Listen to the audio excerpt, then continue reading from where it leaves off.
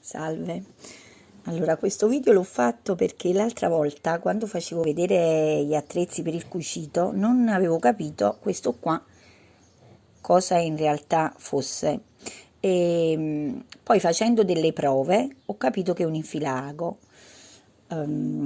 Allora, si mette direttamente nel buco del lago,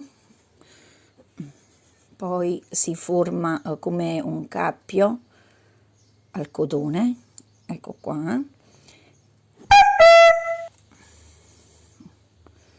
e poi si tira, ecco qui, e l'ago è infilata subito.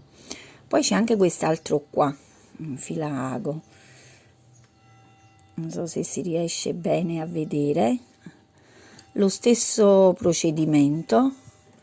Si inserisce questo nella testolina lo stesso del lago,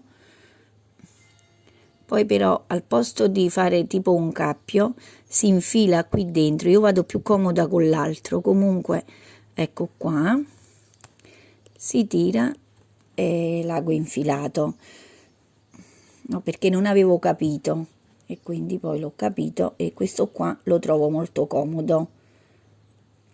Ciao.